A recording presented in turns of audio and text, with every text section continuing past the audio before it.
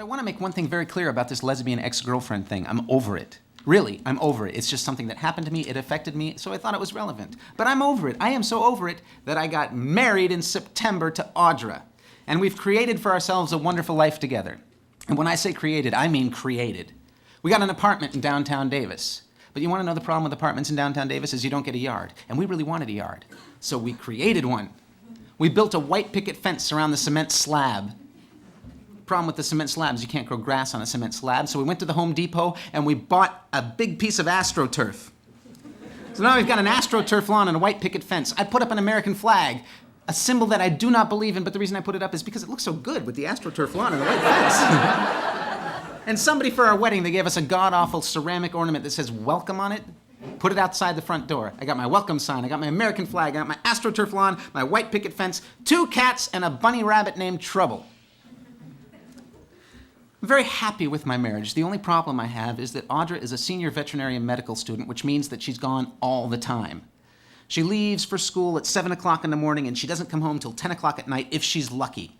So every morning I get up at 6 o'clock in the morning, I cook her breakfast, I make her some juice, I get her some coffee, I send her off to school with a kiss. Bye-bye, sweetie, have a nice day. Then I go to work. I work very sporadically. I work a little bit in the morning and then I take a break and I go and I run errands. I go to the grocery store, the hardware store, the drugstore. Come home, put everything away, go back to work for a little while, and then 3:30, it's quitting time. Why? Because that's when Days of Our Lives starts. 3:30, I go home. I watch Days of Our Lives. I cook dinner. I leave all the food in pots and pans on the stove, and then when Audra comes home, I heat it up, I give her a glass of wine, we eat dinner, we go to bed, and then the next day we repeat the whole thing. I'm a housewife!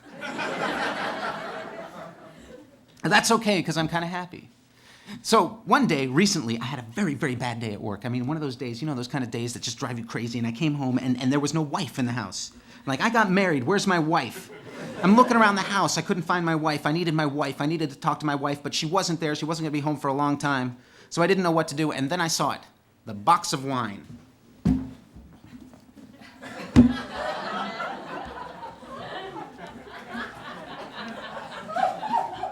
We got about 5 of these boxes of wine for our wedding.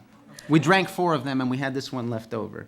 I have been trying to get rid of this box of wine. Whenever anybody comes over for dinner, I insist they have a box of wine. A glass of wine. If they come over for breakfast, I insist they have a glass of wine. When the UPS guy wants me to sign for something, I insist he have a glass of wine. So I thought, maybe I'll do my part. I'll have a glass of wine. So I poured myself a glass of wine. And I drank it. I felt better. Poured another glass of wine. I drank it. Felt good. I poured another glass of wine and I drank it tipsy. Another glass of wine and I drank it drunk. I was drunk. So I looked around the house for something to do, and there he was, my new kitten. Let me tell you something about this kitten. This kitten was found underneath a car in Sacramento by a 6-year-old girl.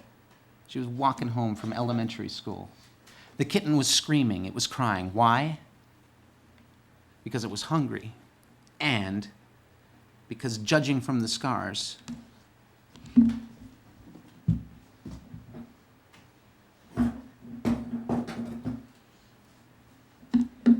the nearest thing we can figure is that somebody doused this kitten with lighter fluid and lit it on fire. Its ears were burned off. Half of its tail was burned off. Its nose was burned off. The pads on its feet were burned off, and all the hair on its back was burned off.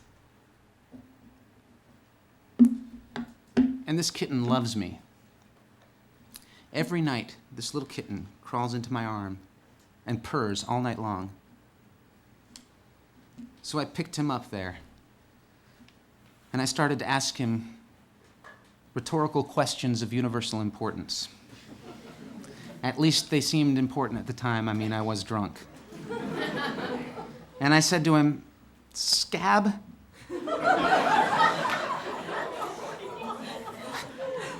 We named him Scab. I said to him, Scab, how do you do it? How can you love me? How can you trust me when I am a member of the human race? How do you do it? How do you forgive? Why? Why does God let things happen like this? If there's a God, why does she let people torture other things? Why does she let war happen? Why does she let things happen? Why did she allow Hitler to live? Why? Why did I go to Sedona, Arizona? Why does Conan O'Brien get a TV show?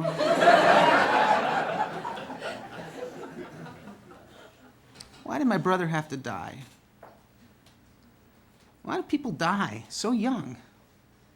Why did Paul Crome die when he was riding his skateboard? Why did Katie Salee die in that car accident? Why did Corey Welch get his head chopped off by a freight train? Why did Andy Jones die for no apparent reason whatsoever? Why did Tony die of AIDS? Why did Peter die of AIDS? Why did John die of AIDS? Why did Anthony die of AIDS? Why did Michael die of AIDS? You know, I fucking hate AIDS. You know something, Scab? My mom used to work in this women's clinic. And at this women's clinic, they used to do this thing. They used to perform abortions. And apparently abortions are a bad thing. So the right to lifers, they used to picket the clinic all the time. And not only would they picket the clinic, but they would picket the doctors' homes. They would picket office parties. They would picket everything. And you want to know something? Right about the time that this pathetic crusade escalated itself to the point of doctors around the country being shot in the back and clinics around the country being blown up, clinics like my mom, blown up by bombs. Right about that time, you want to know something? Another one of my friends died of AIDS. And I think I started to get pretty fed up with God's servants. Not all of God's servants, just some of God's servants. Those who kill other people in the name of life and those who damn dying people to hell in the name of God. Dying people, Scab. Most of whom are only dying because of a very innocent and respectful quest for the one thing that we're all looking for, love. God's servants. God's servants can go to hell.